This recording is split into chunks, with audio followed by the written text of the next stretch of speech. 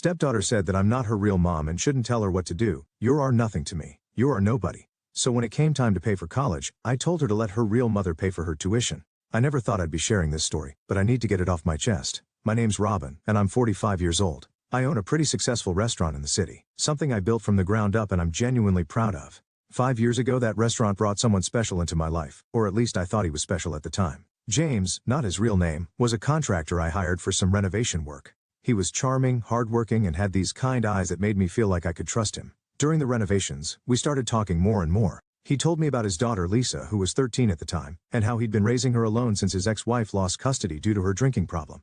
I found myself looking forward to our meetings, and eventually James asked me out for coffee. That coffee turned into dinner, dinner turned into dating, and before I knew it, we were talking about marriage. Everything seemed perfect. James was attentive, Lisa was sweet, and I felt like I'd finally found the family I'd always wanted. We got married a year after we started dating.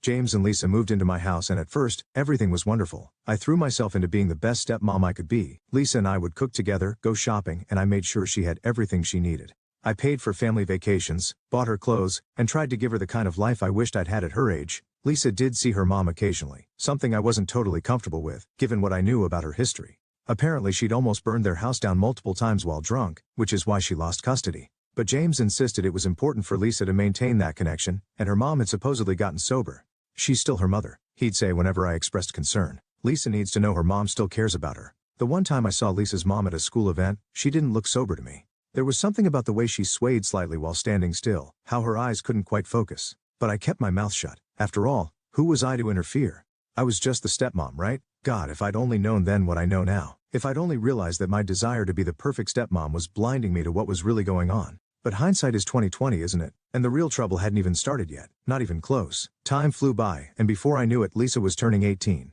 She was stressed about both her upcoming birthday and graduation, pacing around the house like a nervous wreck. What if something goes wrong, she kept saying. What if people don't come? What if it's not perfect? I pulled her into a hug one evening when I found her overthinking everything again. Hey, everything's going to be fine, I told her. In fact, I have an idea. Why don't we have your party at the restaurant? We'll book the best tables in the house. Her eyes lit up immediately. I knew my restaurant had become quite the hotspot in town, and Lisa had been dying to show it off to her friends. Really? She squealed, already pulling out her phone. Oh my God, my Instagram's going to be so lit. Everyone at school is going to be so jealous. I threw myself into the preparations. I wanted everything to be absolutely perfect for her. I even took her shopping for a dress, this gorgeous blue number that made her look so grown up I almost cried in the fitting room. How many people are you thinking of inviting? I asked her while we were going over the details one evening. She hesitated for a moment, fidgeting with her napkin. About 30 people? Great. Can you get me a guest list so I can make sure we have enough space and food for everyone?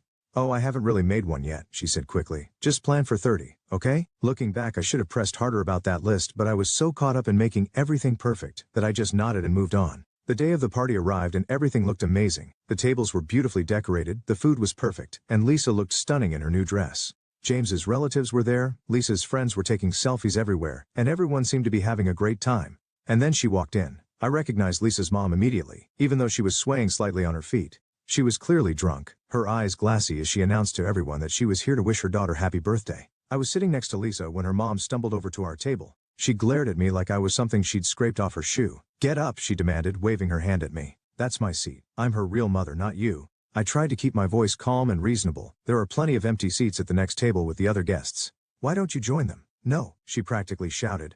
This is my place. You need to get out of my place. Who do you think you are? I looked at James desperately, hoping he'd say something, do something, anything to defuse the situation. But my husband just sat there, his face red, staring down at his plate like it was the most fascinating thing he'd ever seen. I took a deep breath, trying to keep my voice steady despite the scene unfolding in my restaurant. This was Lisa's special day, and I wasn't about to let it be completely ruined if I could help it. Let me be very clear, I said, looking directly at Lisa's mom. You have two choices. You can either take a seat at the next table with the other guests, or I can have security escort you out. Her face contorted with rage. Oh, listen to you. Little mess moneybags throwing her weight around. She staggered slightly, grabbing the edge of the table to steady herself. You think you can buy everything, don't you? Buy my husband, buy my daughter's love? The other diners were starting to stare. I could see my regular customers at nearby tables, trying not to look while obviously listening to every word. My staff were hovering uncertainly at the edges of the room, waiting for my signal. You just waltz in here with your fancy restaurant and your big house, Lisa's mom continued, her voice getting louder with each word. Think you can replace me because you've got money? Well, guess what? You can't buy family. Before anyone could react, she grabbed a plate of food and hurled it to the floor. The crash of breaking china seemed to echo through the suddenly silent restaurant. Then another plate followed and another. Food splattered across the expensive carpet I just had installed last month.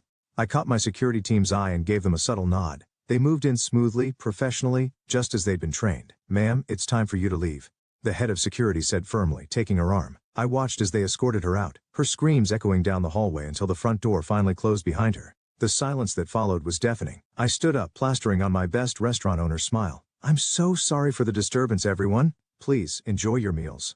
Another round of drinks for all tables on the house. The regular customers seemed to take this in stride, returning to their conversations after a few minutes. But at our tables where Lisa's friends and family sat, the whispers were constant. I could see them shooting glances at Lisa, at James, at me. The story would be all over social media by morning, I was sure. Lisa sat there, pale as a ghost, pushing food around her plate. The beautiful blue dress suddenly seemed to dwarf her, making her look young and vulnerable. The Instagram-perfect party she'd dreamed of had turned into a nightmare. "I have a headache," she said after about an hour, her voice barely above a whisper. "Can we go home?" The party broke up quickly after that. Everyone made polite excuses, but I could hear them whispering as they left. Poor Lisa. Did you see her mom? Can you believe what happened? As soon as we got home, Lisa went straight to her room. I followed her upstairs, wanting to talk, to comfort her somehow. "Lisa, honey, can we talk? I need to be alone right now," she said, closing the door in my face. I found James in the kitchen, staring into a glass of whiskey. "Did you invite her?" I asked quietly. "Did you tell your ex-wife about the party?" He shook his head. "No, I wouldn't do that." And suddenly, it all clicked. Why Lisa had been so evasive about the guest list? Why she'd refused to show it to me. She had invited her mother herself. Despite everything, despite the history, despite the custody issues, she'd wanted her mom there. The morning after the birthday disaster, Lisa came down to breakfast looking like she hadn't slept at all. She slid into her usual chair, not making eye contact with anyone. "How are you feeling, sweetie?" I asked, trying to keep my voice light and normal. "Fine," she muttered, staring at her cereal bowl. And that was it, one word. The days that followed were like living in a ghost house. Lisa went from being my chatty, bubbly stepdaughter to practically a stranger. Whenever I walked into a room where she was talking with James, she'd immediately clam up.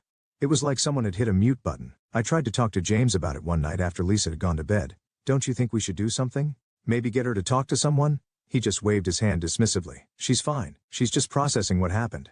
Give her space." But it wasn't fine. Nothing about this was fine. Despite the tension at home, we all showed up for Lisa's graduation ceremony. James and I sat in the audience and I clapped until my hands hurt when they called her name. She looked beautiful in her cap and gown, and for a moment when she glanced our way and smiled, I thought maybe things were finally getting better.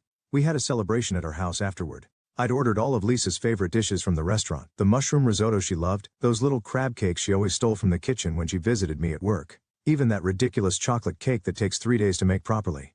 Her classmates came over and the house was full of laughter and excited chatter about college plans and summer vacations. For a few hours it felt almost normal again. Lisa was smiling, talking, looking like her old self. I started to relax, thinking maybe we'd turned a corner. Then her phone rang. Lisa stepped into the hallway to answer it, but came back a few minutes later with a determined look on her face.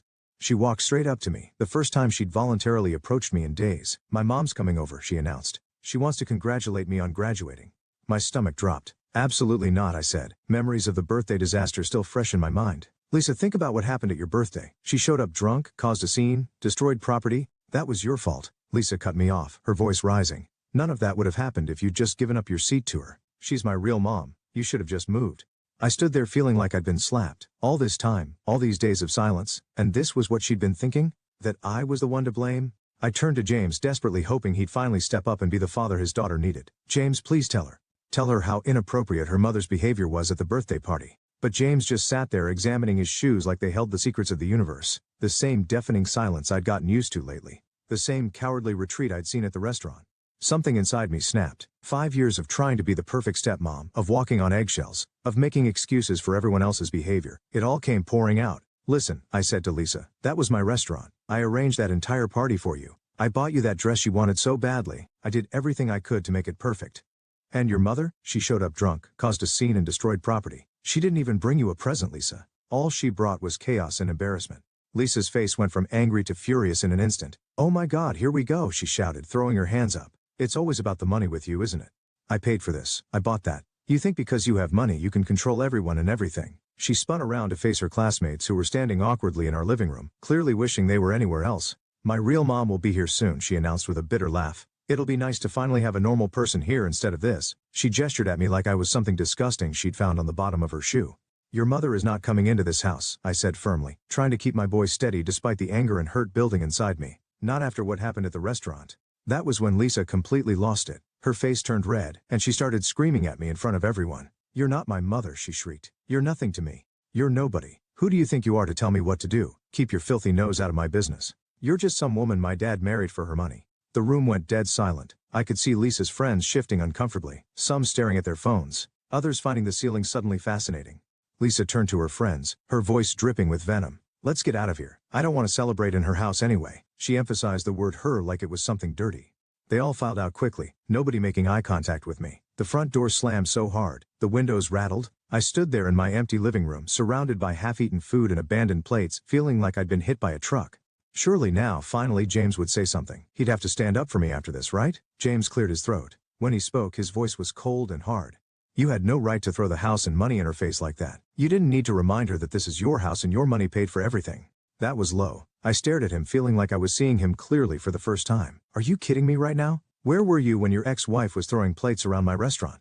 Where were you just now when your daughter was screaming insults at me in front of her entire graduating class? You're the adult here," he snapped. "You should know better than to get into arguments with a teenager. And you should know better than to bury your head in the sand like a coward," I shot back. "But that's what you do, isn't it? You just sit there silently while your ex-wife and your daughter treat me like garbage. Well, guess what? I'm done being everyone's punching bag." James's face turned an even darker shade of red. Without another word, he stormed off upstairs. I heard the guest room door slam a few minutes later. The next morning's breakfast was like sitting in a morgue. James pushed his eggs around his plate, not looking at me. I was about to get up and leave when Lisa stumbled in, still wearing her clothes from the graduation party. The smell of alcohol hit me before she even made it to the table. I looked at James, waiting for him to say something, anything about our teenage daughter coming home drunk at 9 a.m., but he just kept studying those fascinating eggs. "Where have you been all night?" I asked, trying to keep my voice neutral. Lisa turned to me, her bloodshot eyes filled with contempt. "None of your business," she smeared. "You're not my mother, you're not anyone, just an empty space taking up room in this house." Then she turned and stumbled upstairs to bed. James just sat there, silent as always. I was starting to think silence was his superpower. The next week was like living in a house with a particularly vindictive ghost. Lisa wouldn't speak to me directly at all. Instead, she'd talk about me like I wasn't even there. "Dad," she'd say, pointing at me like I was a piece of furniture. "Can you ask your wife to pass the salt?" Or she'd walk into a room and announce to James, "This woman is in my way waiting for me to move." I kept my mouth shut and watched it all unfold. After 5 years of trying to be the perfect stepmom, I was done.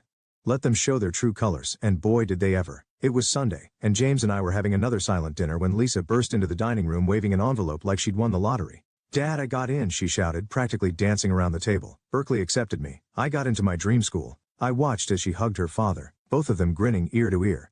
Then Lisa turned to him and said, with a smirk, "I'll never forget. Tell your wife she needs to pay for my tuition." Something inside me just snapped. I smiled, not a nice smile, and said clearly, "I won't be paying for your college education. You've made it very clear that I'm not your mother. I'm nobody, remember? Just an empty space? Well, this empty space's wallet is closed. Why don't you ask your real mother to pay for college?" Lisa's face turned an alarming shade of red. "You vindictive bitch!" she screamed, tears starting to stream down her face. "You're doing this to punish me. You're just evil." I stood there feeling strangely calm, as she hurled insult after insult at me. It was like watching a storm through a window. I could see the chaos, but it couldn't touch me anymore. "Dad," she whirled around to face James. "Make her pay. She has to pay. Tell her." James cleared his throat, using that patronizing tone I'd grown to hate. "Come on, honey. Stop joking around. You know you need to pay for Lisa's education." I pushed my chair back and stood up. "I've made myself perfectly clear. I will not pay tens of $1,000s in tuition for someone who has spent weeks telling me I'm nothing to her. Someone who treats me like I'm less than dirt in my own home." I turned and walked out of the dining room, Lisa's screams following me up the stairs. I could hear her throwing what sounded like another spectacular tantrum, plates crashing, chairs scraping, theatrical sobs. Like mother, like daughter, I thought grimly. I sat in my bedroom listening to the chaos downstairs slowly die down. I knew it wasn't over. James would be up soon enough, ready to play his part in this family drama. Sure enough, about 30 minutes later my bedroom door burst open. James stormed in, his face flushed with anger. "I'm sick of this," he spat. "I'm so tired of you playing these games. You need to grow up and pay for Lisa's education." I looked at him calmly from where I sat on our bed. "No, you and your ex-wife can figure out how to pay for Berkeley. I'm sure between the two of you you can work something out." He started pacing the room like a caged animal. "You're being completely selfish. She's just a teenager, for God's sake. You're the adult here. You need to be the bigger person." I watched him pace, remembering all the times he'd used that same argument. Be the bigger person. Let it go. She's just a kid. Always making excuses. Always expecting me to smile and nod and open my wallet while they treated me like garbage. "A teenager who's old enough to know better," I said quietly. "A teenager who's made it very clear how she feels about me. Why should I invest in her future when she's shown nothing but contempt for me?" James stopped pacing and turned to face me, his expression hard. "Fine. Then let me make this simple for you. Either you pay for Lisa's education or I'm filing for divorce. He clearly expected me to cave, to break down crying or beg him not to leave or immediately agree to pay. That's what the bigger person would do, right? I shrugged. Okay, get a divorce. The look on his face was almost comical. His mouth opened and closed a few times but no words came out. He clearly hadn't expected me to call his bluff. I'll call my lawyer first thing tomorrow morning, I added. My boy steady. In the meantime, you and Lisa should start looking for a new place to live. James stood there for what felt like forever, staring at me like he'd never seen me before. Finally, without a word, he turned and left the room, closing the door quietly behind him. The next morning, I walked downstairs to find James and Lisa sitting at the dining room table, waiting for me like some kind of ambush. The scene was perfectly staged at Lisa with her red-rimmed eyes, James with his practiced concerned father expression. Honey, James said, smiling that manipulative smile I'd somehow never noticed before. We've all had a chance to calm down and think about things. Lisa nodded eagerly like a well-trained puppet. We all overreacted yesterday, she added, her voice sweet as honey. I stood in the doorway feeling a strange sense of clarity wash over me. It was like I was seeing them both for the first time, really seeing them. The thing is, James continued, his voice taking on that reasonable tone he used when he wanted something. We're family. Families fight but they also make up. And since you were the one who escalated things with this college situation, it would mean a lot if you took the first step toward reconciliation. Lisa jumped in right on cue. Yeah, and if you helped with tuition, it would show that you're really sorry and want to make things right. I almost laughed. They really thought they could manipulate me this easily? That all it would take was some fake remorse and practice lines about family? Actually, I said, pulling out my phone, I just got off the phone with my lawyer 5 minutes ago. The divorce papers should be ready by this afternoon. The change in their expressions was instantaneous. Lisa's sweet smile vanished, replaced by shock. James's face turned that familiar shade of angry red. I turned to Lisa. Congratulations, you won't have to deal with your not-mother interfering in your life anymore. Isn't that what you wanted? Lisa burst into tears. Real ones this time, not the calculated ones from before. But I was done being manipulated by teenage tears. James stood up so fast his chair fell over. Without a word he stormed upstairs. I could hear him yanking drawers open, slamming closet doors. They packed in silence. No more manipulative speeches, no more fake tears, just the sound of suitcases being filled and doors being slammed. I thought that would be the end of it. I was wrong. The messages started that night. First from James, we all said things we regret. Let's talk about this like adults. Then from Lisa, I'm sorry if I hurt your feelings but you're being really unfair about college. When I didn't respond they got nastier. You're destroying this family with your stubbornness. I hope you're happy being alone with your money. You'll regret this when you're old and have nobody. The divorce was quick, thanks to the prenup I'd insisted on. James tried to contest it of course but my lawyer shut that down fast. He got nothing. Not a penny of my restaurant's profits, not a dime of my savings. I hear things about them sometimes through mutual friends. They're living in a small apartment across town. Lisa couldn't afford Berkeley and is working at a mall somewhere. James is trying to restart his contracting business, but it's not going well. I've redecorated the house since they left, threw out all the furniture that reminded me of them. The place feels bigger now, lighter somehow. Or maybe that's just me, finally free of the weight of trying to buy love from people who were only ever interested in selling.